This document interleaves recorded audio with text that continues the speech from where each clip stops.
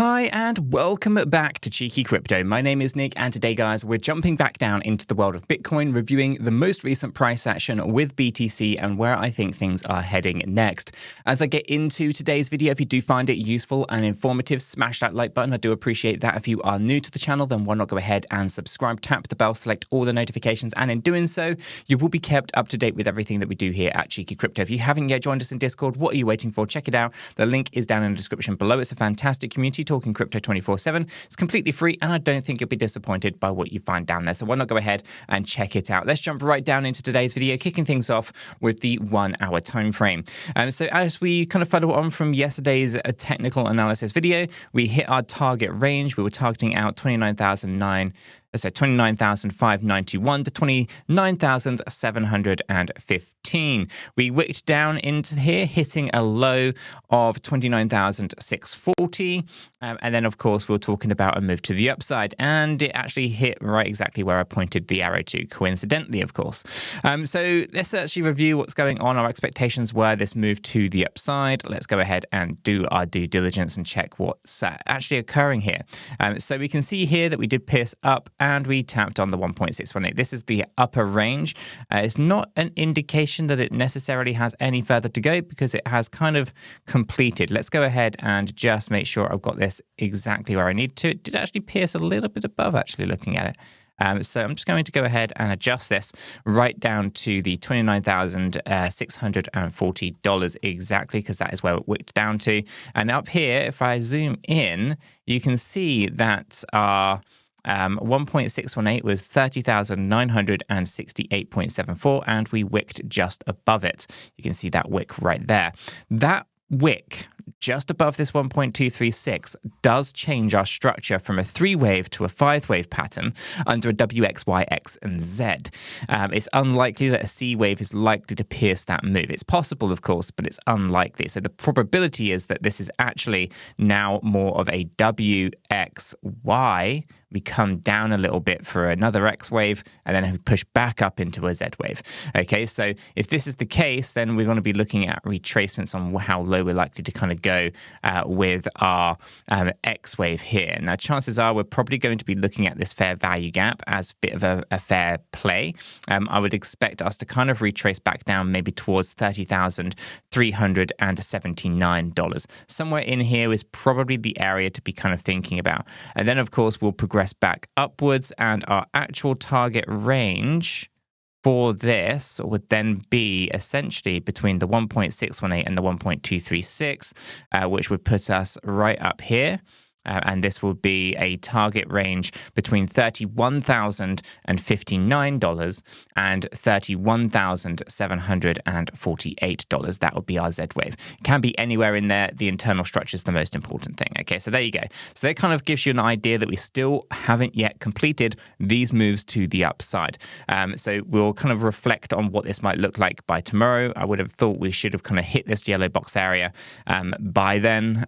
Quick move down, quick move up, and then probably done with this progression to the upside. This basically essentially looks to either come up into the Y wave here or just kind of finish off the C wave, which if I go ahead and take us out into the daily time frame, it doesn't yet look like it's piercing that upper range at 31,800, which is essentially where you would need to go if we were to kind of think about breaking out of this bearish pattern. This bearish pattern now is adjusted ever so slightly, is now $22,903 to $24,264, and is still very much in play. The only way that this gets invalidated or this kind of becomes void is to have a breakout situation where Bitcoin's price breaks above $31,804.20 on the Binance USDT pairing. Now, obviously, every different exchange will have different price level targets, but the concepts are the same nonetheless.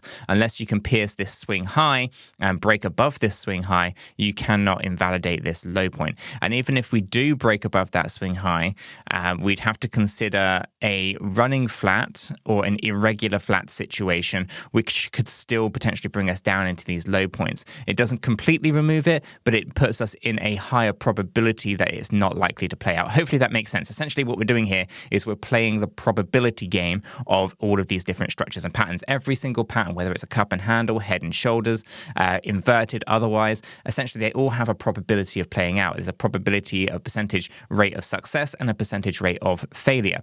And if we pierce above the $31,804, as when we break that swing high, then our three-wave pattern to the downside essentially becomes a lower probability of playing out. Not an impossibility, but just lower probability. So it's going to be an interesting one. Possible, but not probable is probably the way that I've used and often said it on the channel. And so we can still see this move to the downside, unless, of course, we pierce up there, in which case we're going to significantly shift and change how the market is looking. Now, we did obviously break down previously from our higher highs and higher lows.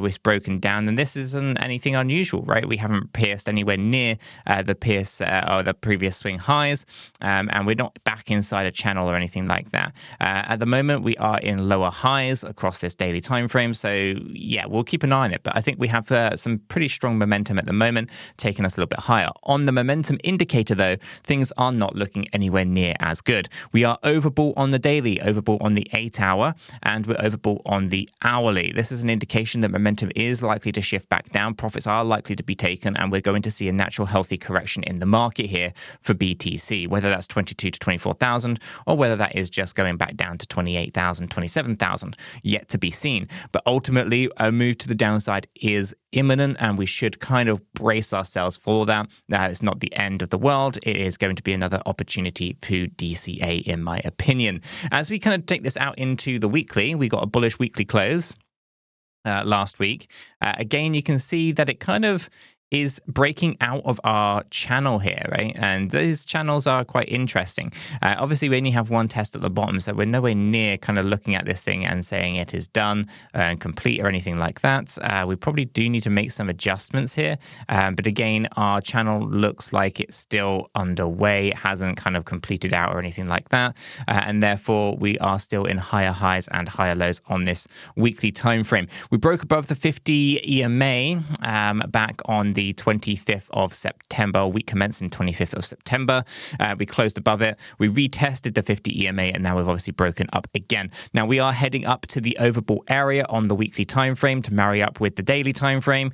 So our expectations will be probably a retest of the 50 EMA. Minimum expectation would probably be the 50 EMA here at this particular point. The obvious concern I'm going to draw on the chart in a moment will be the thing. But for the most part, that's 50 EMA is coming in at $27,164. So interestingly enough, that could be where we break out. Now, if you're looking at this, you might be thinking, well, that looks sort of familiar. It looks like something. And well, it should.